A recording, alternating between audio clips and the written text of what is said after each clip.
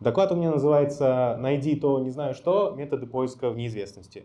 Ну, наверное, как раз предыдущий OSINT-CTF должен был вам мягко намекнуть, если вы не сталкивались с CTF-ами, что поиск по каким-то обрывочным, небольшим кусочкам информации, он может быть очень тяжелым, чрезвычайно тяжелым. Вы буквально не понимаете, что искать, как искать, и более того, какие там результаты у вас должны сформироваться в конце. И хорошо, если у вас есть какие-то вопросы на входе, как это обычно бывает в OSINT-CTF, да? То есть цвет глаз, там, фамилия, место работы. Но у вас может не быть вопроса, у вас может быть общий intention, намерение найти что-то, и что-то фонит. И найдете вы или нет, непонятно. Так как же мы можем искать что-то в неизвестности? У кого-нибудь есть идеи? Да? Нужно по какой-то информации искать. По какой-то информации, говорят, искать. Да, еще у кого-то идея? Задать вопрос, что ищем и зачем. Ну, в принципе, да, тоже логично. С помощью какого инструмента? Google, простите, вырвал. Да, тут, собственно, слайд даже был. Как искать? Что? Google? Я поперхнулся. Да, кто-то подсказывает Google. На самом деле, да, это и есть ответ. Вот, все, презентация закончена. Спасибо. Спасибо большое. Подожди. Так, в общем, если есть вопросы, поднимайте руки. Нет. Это обман, Док, это обман. Вот, на самом деле это так, типа, шуточки. На самом деле мир вообще очень сильно изменился за последние лет 30, и когда мы, человечество, только столкнулись с развитием информационных технологий, они были на уровне простых домашних страничек, которые с каким-то текстом, да, с какой-то разметочкой, с какими-то картинками лежали на каком-то удаленном сервере. Если они и были чем-то объединены, то только ссылками.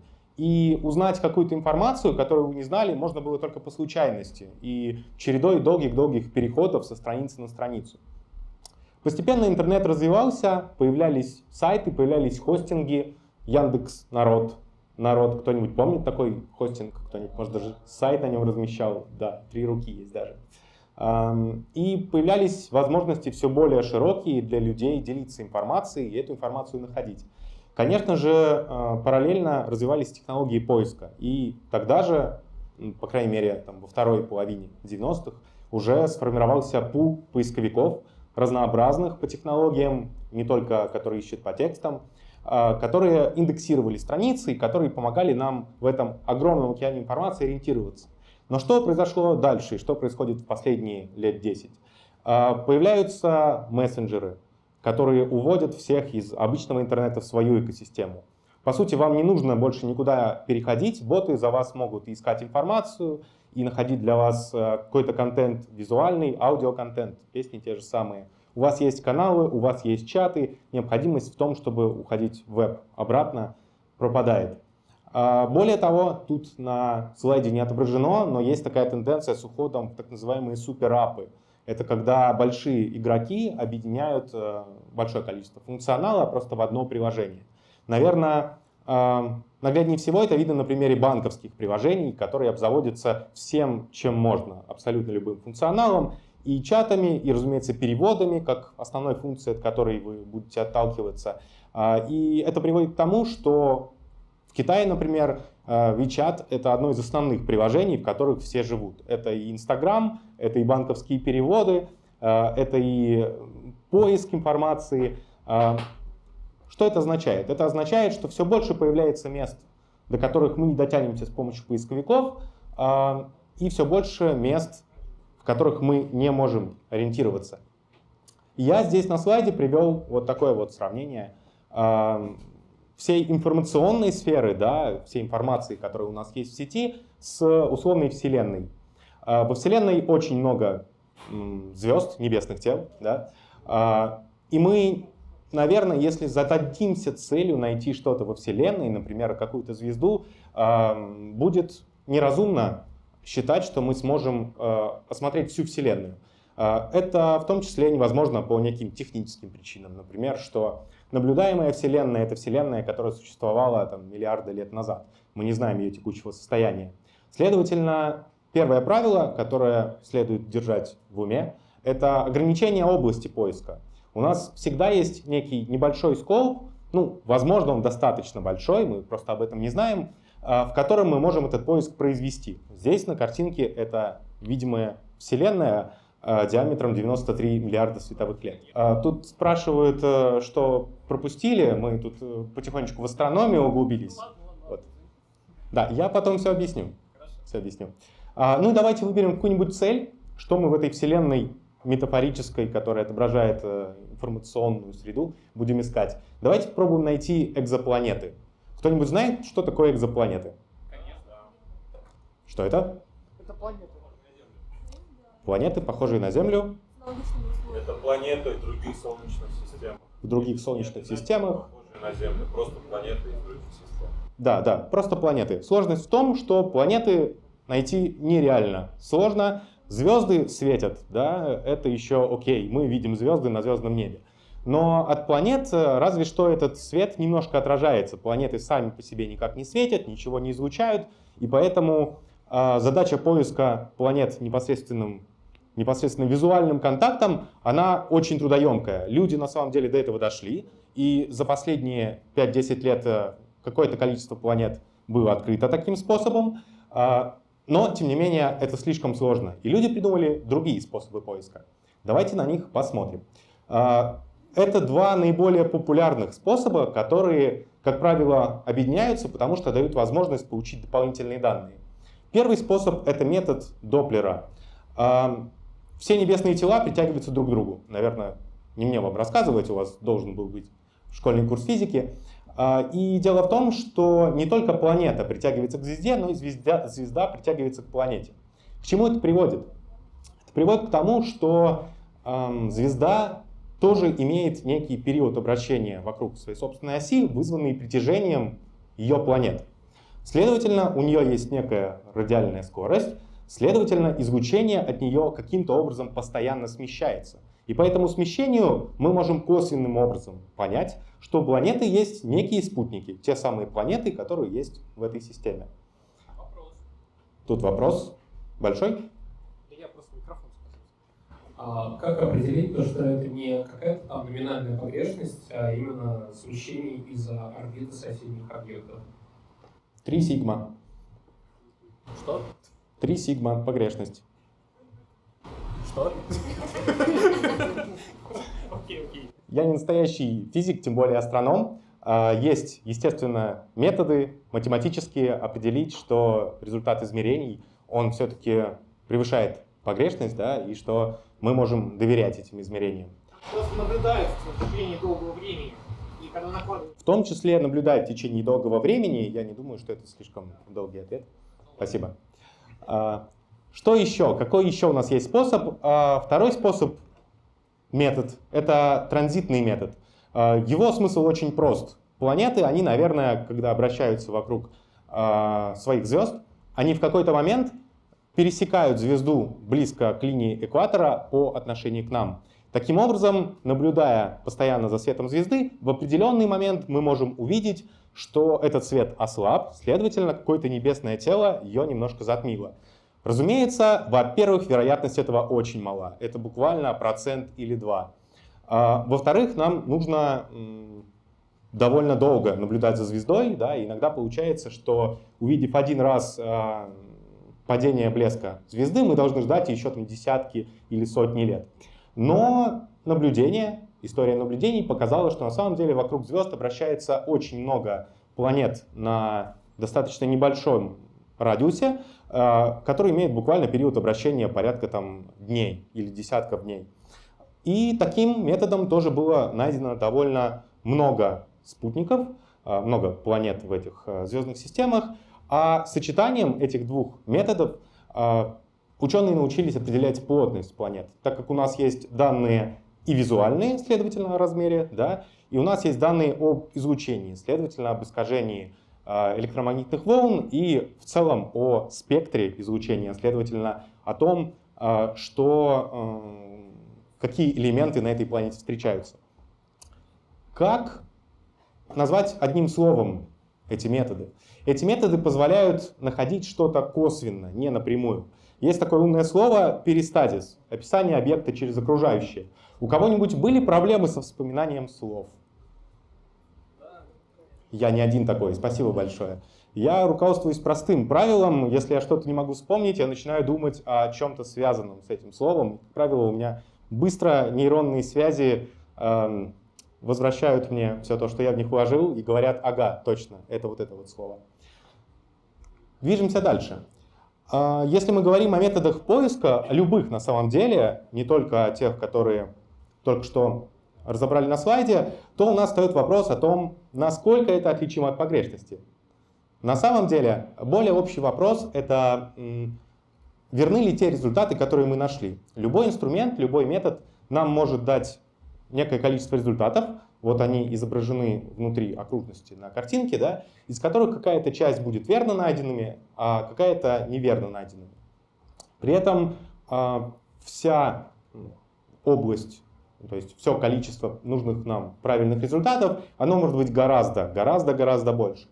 Следовательно, у нас для каждого инструмента, для каждого метода будут свои характеристики, которые позволяют нам судить, насколько этот инструмент полезен и насколько вообще релевантны нам результаты поиска. Тут даже простым графическим языком изображены две основные характеристики таких инструментов — это точность и полнота. Следовательно, если у нас есть некий объем в окружности найденных результатов, да, а правильных из них только половина, то точность у нас будет сколько? 50%. Что насчет полноты? Ну, тут тоже что-то порядка такого же значения, да, то есть мы нашли примерно половину от всех тех результатов, которые действительно хотели найти. Давайте разберем то же самое на примере экзопланет. Что мы видим? Мы видим все небесные тела, да, некоторые напрямую, некоторые с помощью каких-то косвенных методов. Из них какая-то часть — это планеты. Вот ее я очертил зеленой окружностью. И какие-то небесные тела мы можем находить с помощью своих косвенных методов. Вот эту часть небесных тел я очертил с помощью красненького кружочка. Следовательно, какая у нас тут точность и какая полнота, скажите? 50%. Что? 50%. 50? Почему? Ну, потому что либо-либо нет. Я думаю, 30, судя по размерам. 20. Ну, кто-нибудь смелее предположите. 20% говорят точность, а полнота? Полнота процентов 5. Ну, судя по картинке, ух ты, у меня тут есть лазер. Смотрите, точность — это у нас будет мера попадания во всю зеленую область, да? И вот здесь у нас точность действительно что-то там вроде 20%. То есть 80% найденных результатов — это все остальное. Возможно, какие-то метеориты, возможно, это были другие звезды. Мы, в общем-то, потом это можем отличить, но не в самом начале. Что насчет полноты? У нас вот это вот вся область планет, да, а вот это вот сколько планет мы нашли. Полнота тут не очень высокая, соответственно. Отсюда вывод, что вы должны понимать, каким образом ищете, какие методы используете и какие вообще есть подходы к поиску, чтобы понимать, как трактовать дальнейшие результаты. Опять же, отсылая к Asyn-CTF, который был перед этим докладом, это частая проблема, когда количество входных данных у вас очень маленькое. У вас есть буквально имя, фамилия, вы начинаете по ним искать, находите огромное количество людей, которые, казалось бы, похожи, да? Но это не они. Это люди, которые вот из этой вот области, да? То есть это нерелевантные результаты, но тем не менее похожие на наши. Все это значительно затрудняет поиск, тот самый поиск неизвестности, о котором мы и говорим. Был такой хакер, реверсер и искатель Фравия. Кто-нибудь слышал? Да, кто-то слышал из моего курса. Спасибо. На самом деле это потрясающий человек. Остались после него и доклады, и даже архивные копии сайта, на котором он делился своими методиками поиска, а это, на минуточку, был конец 90-х годов. В то время, как я уже говорил, было большое количество, уже было поисковиков, разных движков, и люди изобретали дорки, изобретали способы обхода различного спама в процессе поиска. И Фравия был одним из тех, кто вложил свою жизнь в то, чтобы обучать сознательному поиску людей, рассказывать, как это правильно делать, который ездил по конференциям и посвящал себя тому, чему посвящаем себя мы, на самом деле, в это время, в этом месте. Там вот есть ссылочка, потом будет презентация. По этой ссылочке можно будет перейти и прочитать сборник самых интересных материалов от Фравии, советов по поиску и по тому, как вообще подходить к любому поиску в своей жизни, как краткосрочному, так и долгосрочному. Итак, что Фравия говорил? Он говорил, что всякому искателю нужны два навыка. Уметь задать свой вопрос, уже кто-то нам озвучивал, кажется, такое, и понимать, где может крыться ответ. Соответственно, с его точки зрения, метафорической, а у него очень много отсылок к всяким литературным вещам, по-моему, он по образованию был филологом. Так вот, по его словам, поисковые запросы — это стрелы, и ваш колчан всегда должен быть полон. Что это значит? Это значит, что у вас всегда должна быть возможность, должно быть понимание, какие у вас есть варианты поиска, да, и вы должны уметь методично по этим вариантам проходиться, буквально запуская одну стрелу за другой и отслеживая, куда они попали. Давайте разберем на таком примере. Он тоже из курса, поэтому те, кто видел, пожалуйста, не спорите. У нас есть некий сайт, домашняя страничка, и вопрос, во что любит играть хозяин вот этой вот домашней странички. Скорее всего, у вас не получится по ней перейти, кажется, там домен уже был разделегирован к последнему времени. Но давайте попробуем погенерировать идеи. Каким образом найти любимую игру хозяина этой страницы? Отсылочки. Отсылочки? Да. Какие отсылочки? Ну там какие-нибудь цитатки, которые откуда-то, может быть, взяты, или там какие-нибудь там лингвистические приколы, которые, может, он оставил для своих. Можно ему позвонить и спросить. Да, отлично. Не, на самом деле отлично. Чего вы? Это такая же поисковая стрела, как и все остальное, только ей, как правило, пренебрегают, потому что ну, что мы звонить-то будем? Письмо написать. Написать письмо. Бесит, когда тебе все в личку начинают писать «дай флаг». Да, кого-то бесит, когда звонят и спрашивают. Надеюсь, что этого чувака никто не бесил, хотя достаточно много людей это задание проходили. Там, кстати, есть источник.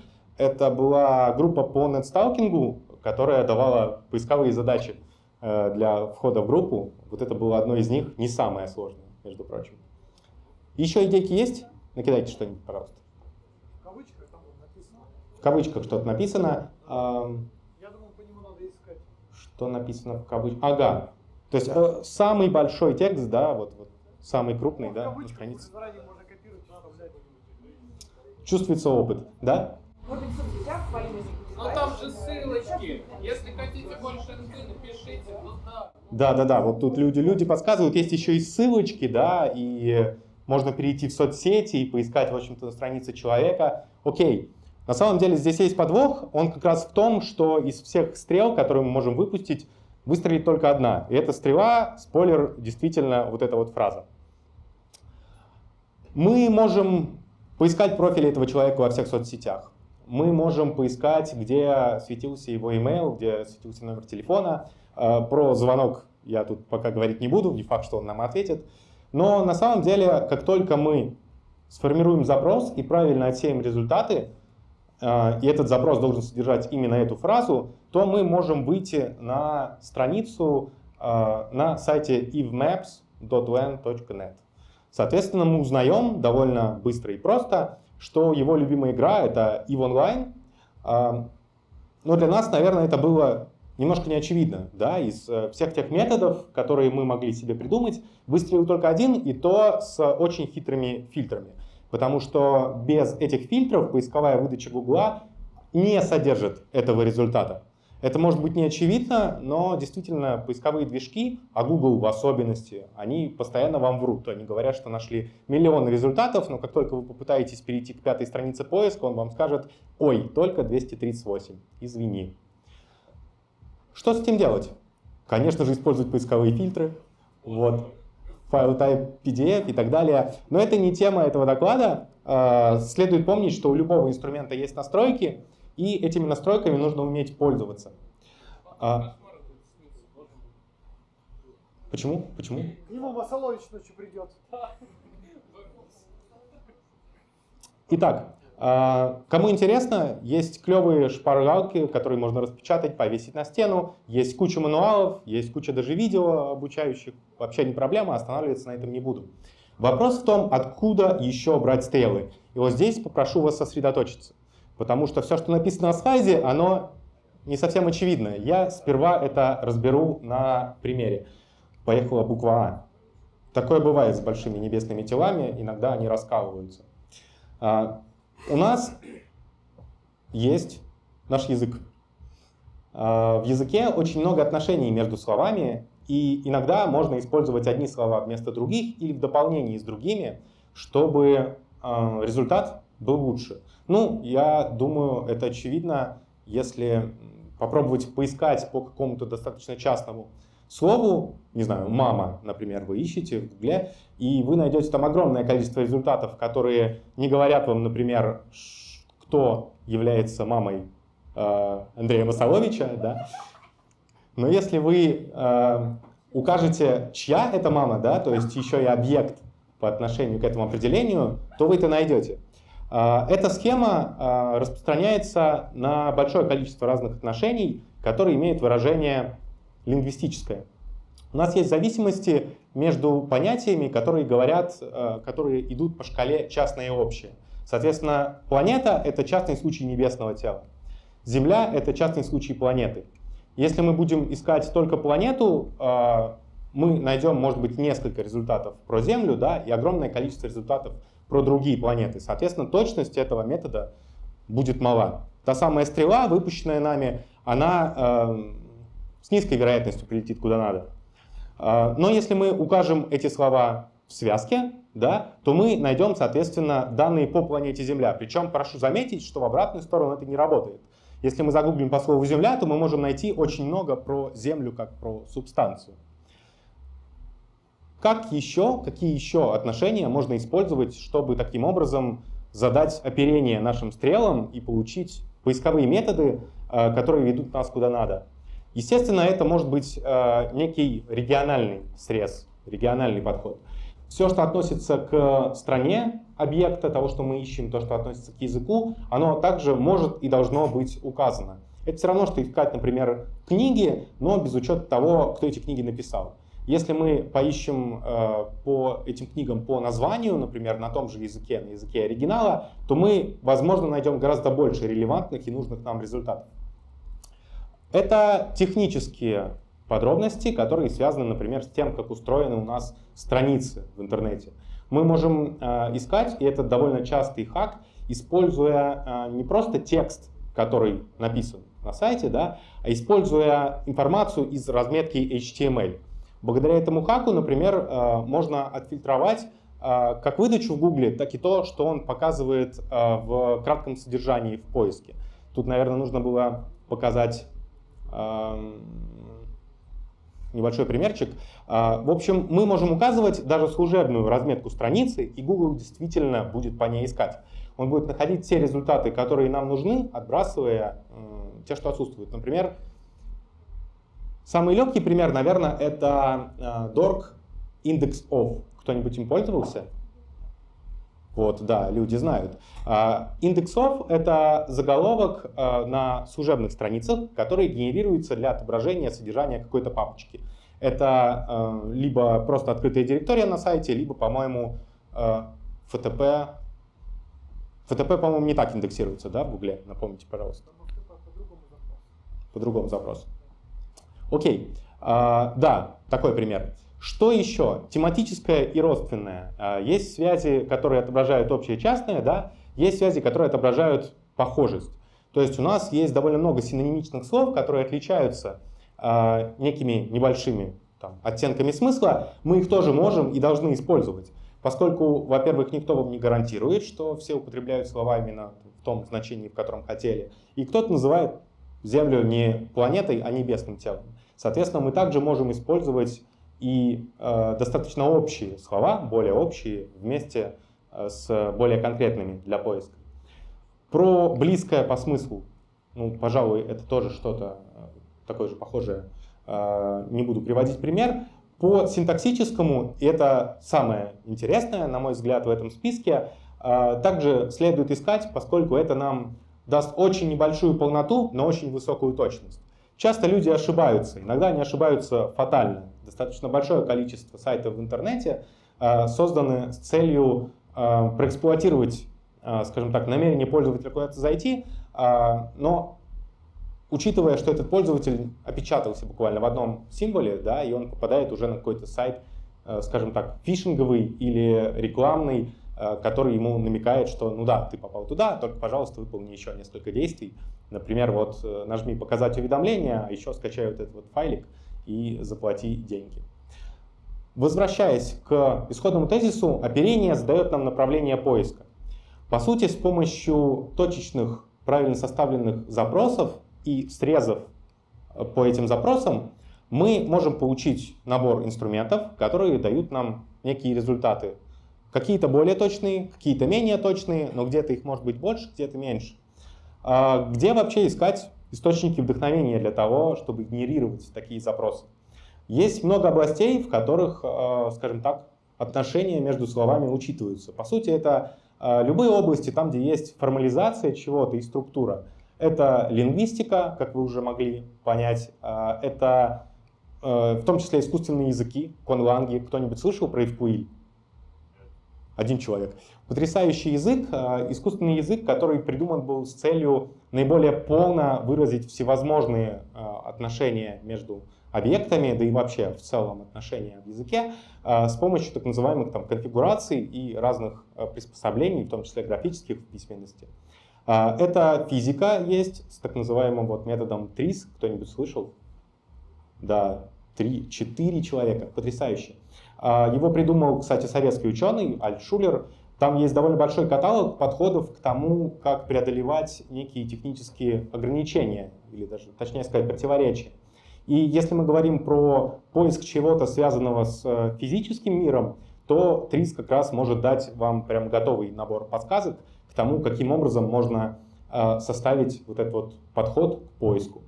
Это литература с тропами, с разнообразными формами того, как выражаются наши мысли. Это даже риторика, и риторику использовал в том числе в своих трудах Фрабия, описывая те самые подходы к поиску, которые довольно неочевидны неподготовленному человеку, но могут быть объяснены на методе неких структурных изменений в тексте. Если вы подумали, что я сейчас что-то такое от себя рассказал, что типа есть некие оперения, какие-то там запросы, слова там подбирать, никто этим не пользуется. Этим пользуются давно, и эта дисциплина информационного поиска по документам, она развивается году в 60-х. На самом деле она некоторое время назад стала на паузу, и это время как раз было время развития полнотекстового поиска, когда внезапно ученые поняли, ну не ученые, наверное, даже простые люди, что простые статистические методы индексации страниц, они дают гораздо больше пользы, и люди могут гораздо быстрее находить по ним результаты. Какой противоположный способ? Противоположный — это пройтись по каждой странице, выбрать на этой странице какие-то основные мысли, да, записать их тезисно, записать ключевые слова.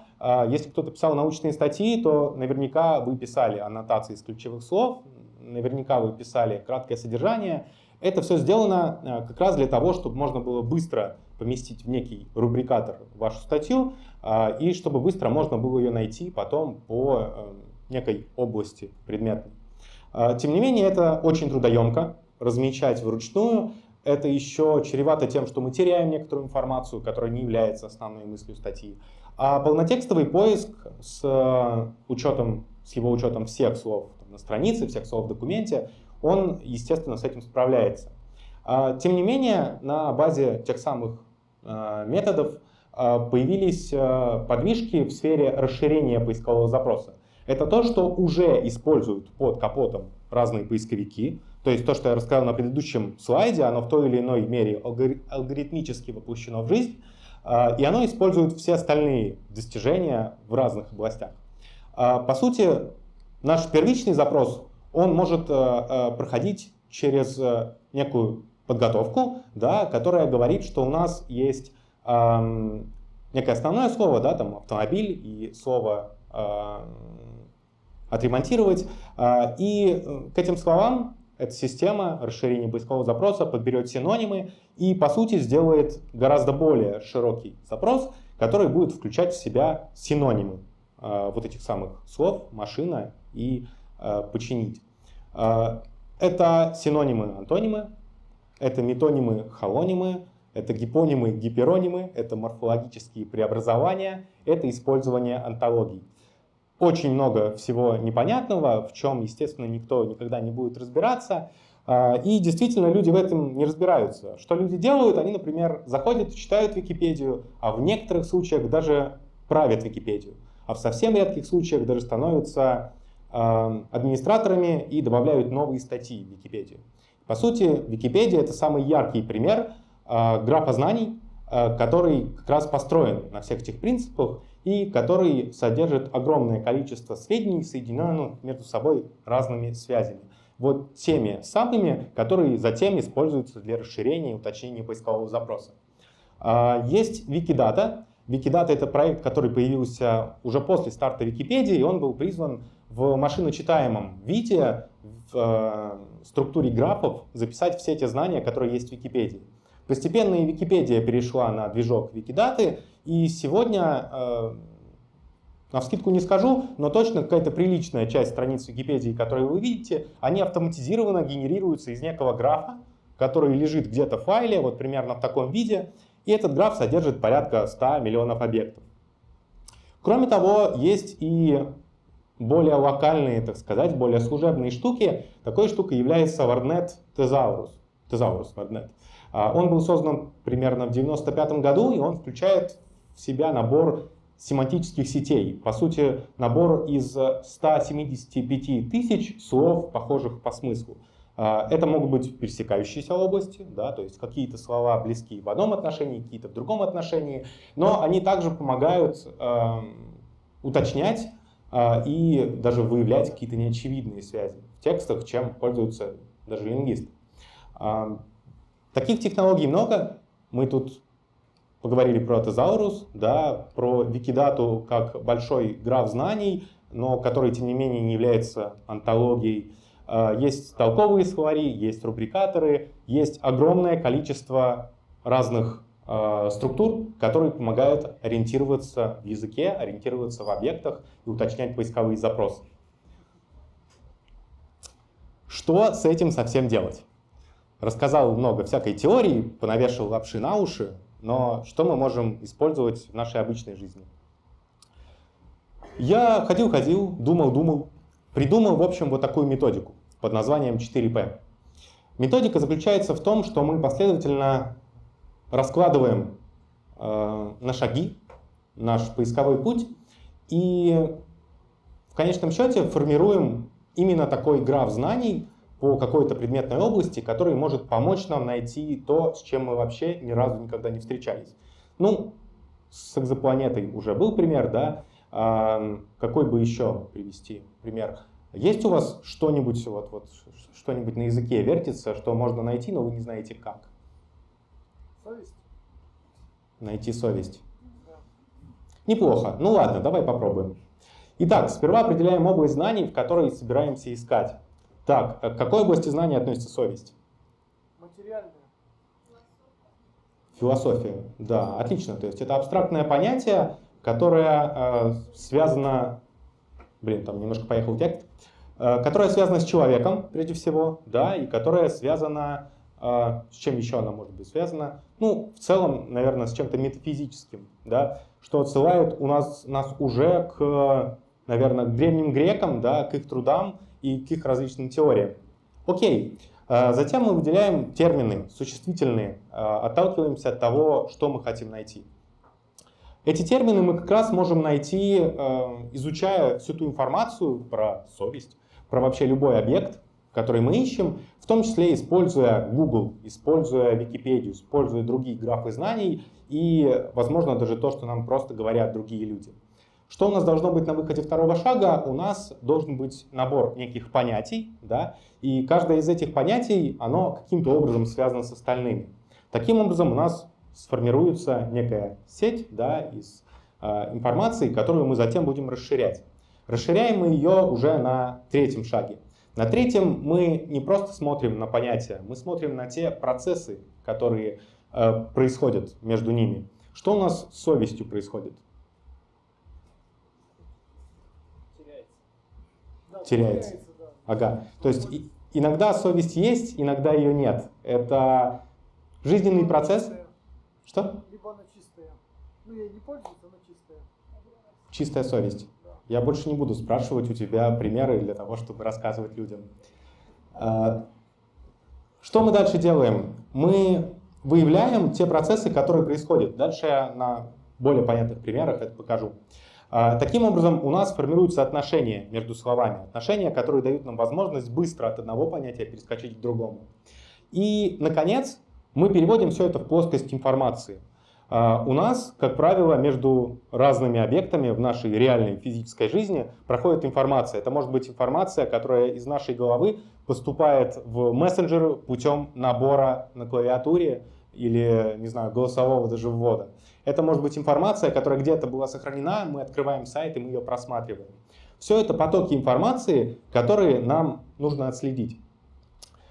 И, как правило, в тех местах, где эта информация выходит наружу, там мы ее и найдем. Таким образом, у нас на выходе этой схемы образуется еще и список источников, да, в которых мы эту информацию можем искать. Давайте разберем пример на книгах. Была у меня такая задача не очень давно найти физическую копию книги «Как я обанкротил Берингс». Очень небольшой тираж был у нее, ее сложно было найти в библиотеках и в книжных магазинах. Наша предметная область — это рынок книг. Рынок в плане как вся область продажи. У нас есть довольно много понятий, и как только мы начинаем расписывать, что есть у книги, да, мы начинаем цепляться за эти понятия, раскручивать их и понимаем, что на самом деле область довольно широка. У книги есть название, автор, издательство, книги продаются в книжном магазине, да, у каждой книги есть уникальный идентификатор, есть библиотеки, где книги находятся в условном общем доступе. У книги, как правило, есть владелец, да, у книги есть содержание, есть электронные каталоги книг, есть даже такая вот область знаний, букинистика, которая сосредоточена на хранении, поиске и, в общем-то, получению каких-то редких книг.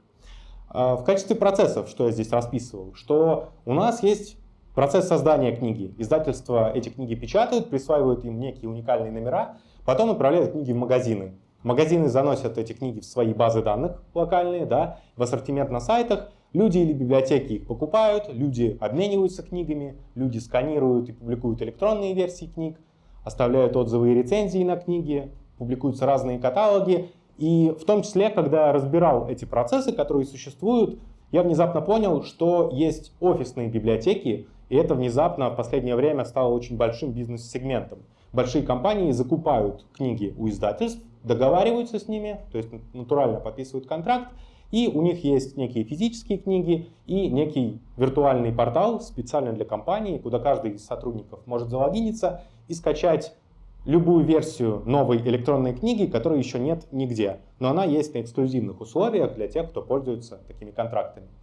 Ну и, наконец, потоки информации, что откуда информация о книге берется, да, и кто ее знает. Естественно, знает автор, который книгу написал. Знает издательство, которое готовит эту книгу и которое ее куда-то отправляет. Знают сайты книжных магазинов и библиотеки. У них, как правило, есть возможность искать эти книги. Также люди выставляют фото и описание книг в своих соцсетях и на разных сайтах там, по продаже БУ товаров. В том числе есть и онлайн-каталоги, которые создаются энтузиастами. Какие ресурсы я в итоге нашел в процессе изучения всей этой темы по методике? Ну, очевидно, это самые простые, с которыми, наверное, все знакомы. Librusec, Bookfinder, Library Genesis, как большой архив книг. Внезапно я понял, что на сайтах издательств тоже можно найти информацию о том, какие книги производились и куда они передавались. Различные барахолки. Вот тут есть и пример офисной библиотеки по ссылке. Внезапно я узнал, что есть книжный Шазам. Кто-нибудь слышал про это? Есть сайт, на который можно ввести в произвольном виде какой-то кусочек нарратива, вот, который вы помните. И пользуясь всеми теми преимуществами лингвистики и остальных достижений науки, какой-то магический движок, черный ящик, находит книги, которые похожи по этому кусочку на ваше описание. Потрясающая штука, буду ей теперь постоянно пользоваться. И, наконец, есть сайт Alibru. Кто-нибудь знает про него? Да. Клево. Не я один. Вот. И на нем реально можно найти достаточно редкие экземпляры книг. И, собственно, там я и нашел вот эту вот книгу. Еще один пример, гораздо более тривиальный, и сомневаюсь, что с ним кто-нибудь сталкивался, но он как раз показывает, что даже в области, к которой вы вообще не имеете никакого отношения, да, с книгами-то мы постоянно сталкиваемся, а вот с грузоперевозками не всегда, даже в такой области можно быстро найти, каким образом искать. У нас есть контейнерные перевозки. Грузы как-то доставляются с одних материков на другие. Когда мы начинаем изучать, каким образом это происходит, мы узнаем, что вот есть обычный грузовой контейнер, у него, оказывается, есть номер. У него есть определенный тип, да, у каждого контейнера, у каждого есть владелец, есть транспорт, который эти контейнеры перевозит, есть товары и всегда есть отправитель и получатель. Мы изучаем процессы, которые происходят с контейнерами. Процессы довольно тривиальные. Контейнер перемещается, но также отправитель и получатель, они всегда заинтересованы в том, чтобы знать, в каком месте он оказался и не нужно ли, соответственно, что-то предпринять. И мы понимаем, что от владельца контейнера и от компаний, которые перевозят, информация о его местонахождении, о его типе, о том, что там внутри, она передается и отправителю, и получателю. И задавшись, например, вопросом, какая высота некого транспортного контейнера, мы можем это быстро найти с помощью сайтов, которые трекают грузоперевозки. На этих сайтах у них договоренности с разными компаниями, которые перевозят. Вы можете практически по любому номеру зайти и увидеть, в каком месте этот контейнер находится, какие у него физические характеристики, какой у него груз, на кого он выписан, разумеется, там не вся информация персональная, да, а только некоторая. И таким образом, соответственно, найти то, что вы даже не знали, как искать в самом начале своего пути. У меня есть некий сборничек, небольшой, я его начал потихонечку выкладывать на Google Диск и по этой методике расписывать все те сложные вопросы по поиску в неизвестности, с которыми сталкиваюсь. Презентация будет выложена, ссылочка тоже будет, но можно и сейчас сканировать QR-код.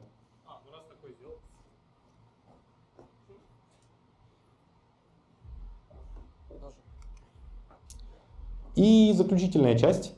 Естественно, это только один из подходов к тому, чтобы, скажем так, формировать набор тех самых стрел поисковых и правильных оперений, которые позволяют вам двигаться куда надо. Но в качестве инструмента для какого-то краткосрочного поиска он подходит, но не в качестве инструмента для долгосрочного, единственного инструмента. Конечно же, любой поиск, он должен идти планомерно по некой стратегии.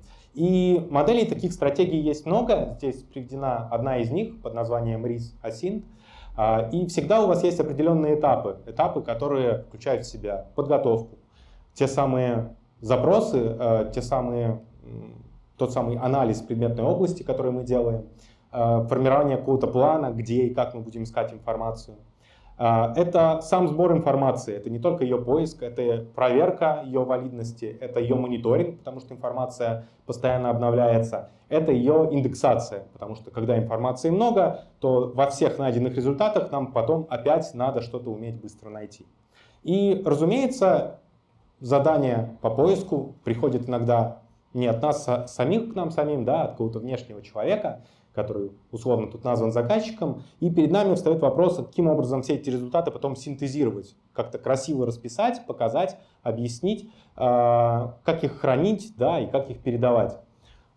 Все это некие шаги в большой стратегии, в цикле поиска, с которым придется так или иначе сталкиваться, да, когда вы будете задаваться серьезными вопросами и выполнять какую-то серьезную поисковую работу. Поэтому, на самом деле, проблема поиска в неизвестности очень большая. Решать ее можно достаточно сложным подходом к дисциплине, но можно использовать какие-то относительно простые и легкие методики для того, чтобы внезапно находить такую информацию, о которой вы и не подозревали. Все. Вопросы? Поднимайте руки.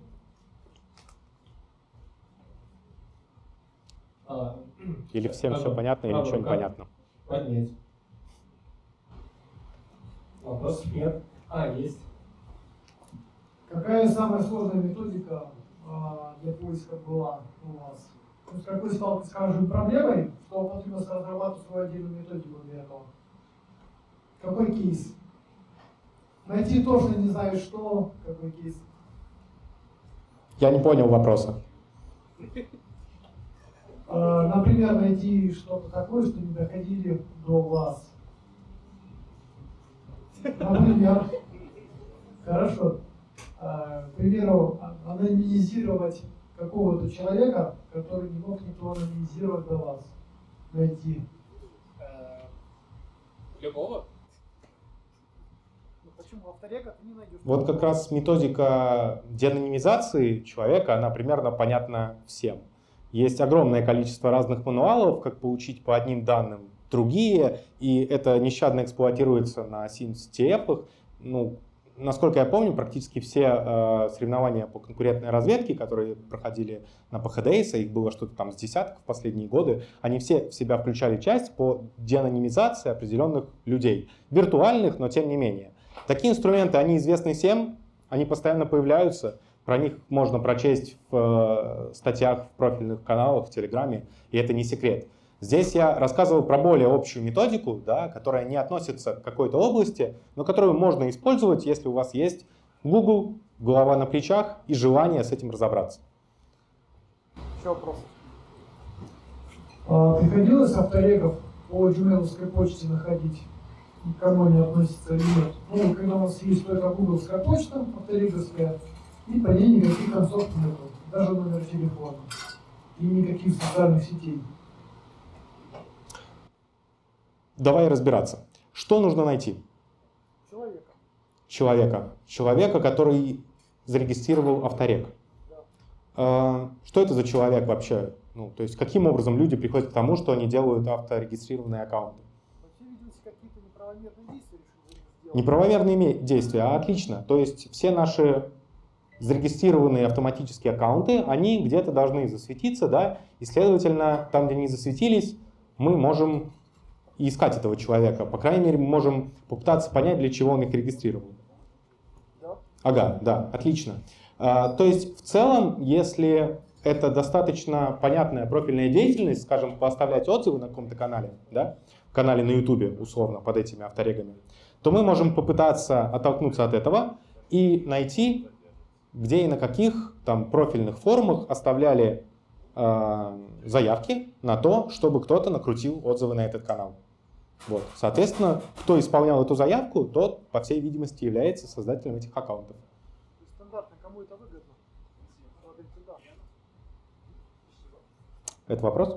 Нет, это утверждение. Еще вопросы есть? Все, спасибо. От меня вопрос. Я правильно понимаю, то, что можно взять просто и любое отправление, ну, ты говорил про то, что можно узнать высоту контейнера там, на определенном сайте, а можно ли узнать отправителя содержимое, ну, так сказать, могу ли я в режиме реального времени узнать, где моя посылка? Да. Он ответил, да, это я ребятам из трансляции говорю. Так, собственно, вопросов больше нет, я так понимаю, да? Так, есть.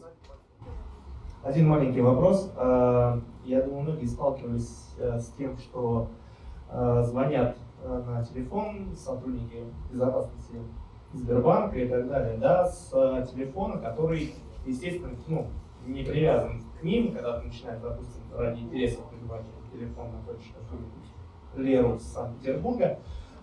Смысл вопроса в чем? Есть методика, как они, например, телефон подменяют. Но есть ли возможность как-то деанонимизировать их путем обхода представленного номера телефона, который тебе позвонили? Ну, грубо говоря, определить номер, по которому тебе реально звонили. То есть есть подмена, да? Мне кажется, есть. То То есть вопрос в том, как определить настоящий номер, с которого нам звонили. Но ведь нам могли звонить не с настоящего номера, а с SIP-шлюза, который вообще не имеет никакого номера. То есть там есть какие-то у него технические характеристики, коннект какой-то другой системе связи. В общем-то, опять же, изучая тему, да, то есть, ну, кажется, что там, мошенники как-то подменяют номера. Кажется, что раз подменяли, значит, есть какой-то номер первичный. Как только мы начинаем закапываться в предметную область, мы понимаем, что есть технические приспособления, которые позволяют делать вид, как будто кто-то звонит с какого-то номера. Но на самом деле звонок был совершен по другой технологии. Мы начинаем разбираться, что это за технологии, да, что там есть. Потом мы начинаем разбираться, а каким образом это построено. То есть как сделать так, чтобы появилась у нас такая штука техническая. Мы понимаем, что должен быть какой-то сервер, что его должен кто-то настраивать, что у него должны быть определенные, возможно, коннекты к каким-то другим сетям. Да? И мы, в общем-то, понимаем, где информация о местонахождении этого сервера, о том, какие у него характеристики, где она может просачиваться, куда попадать. Таким образом, на самом деле, проделав аналитическую работу, да, выполнив небольшой ресерч, мы получаем понимание, какие подходы мы можем использовать к тому, чтобы обнаружить, откуда вообще технически совершался звонок. Все? Спасибо. Тогда сейчас у нас будет... Да хлопали же уже. Ладно, последний вопрос. Тебе доводилось искать информацию в Даркнете или какие есть лайфхаки, с чего начать? Ну, откуда вообще люди узнают про существование этих сайтов, их непосредственные пользователи? Я не думаю, что я скажу что-то откровенно новое. Когда еще не было поисковиков в Даркнете, но они, конечно, появились очень быстро, уже были каталоги сайтов. И тот, кто создавал новый сайт, который невозможно найти, да, который ничем не проиндексирован, он приносил ссылочку на этот сайт, собственно, в эти каталоги. Таких сборников ссылок очень много, они имеют разную степень актуальности, но также есть и поисковики. И эти поисковики, как правило, краулят страницы и, опять же, находят те же самые ссылки на страницы, которые не были проиндексированы и не были никуда занесены. Наконец, еще был подход, если мы говорим, допустим, про Tor, с брутфорсом адресов, но он был, скажем, мягко говоря, не очень целесообразным еще в предыдущем состоянии, ну, как техническом, когда у нас были короткие onion хэши, но сейчас хэши стали еще длиннее, и, в общем-то, пробрутфорсить чей-то сайт, который только что был создан в Даркнете, это довольно сложно. Суммируя, есть каталоги разных сайтов, куда люди сами их приносят, и есть, собственно, поисковики в Даркнете в том числе. Еще есть отчеты разных компаний, которые исследуют инциденты и киберпреступления, и как раз в этих отчетах можно найти действующие ссылки, действующих продавцов и другую информацию, которая свежая и недавно появилась. Все верно. В конечном счете зависит от вашей задачи на самом деле. Как только определена предметная область, и эта предметная область может быть связана, например, с расследованием каких-то криминальных кейсов, то можно найти внезапно какие-то источники информации, которые ранее не были видны. Ну, теперь-то все. Спасибо. Сейчас будет перерывчик, а потом разбор задач по Synth Hack the Box. Спасибо.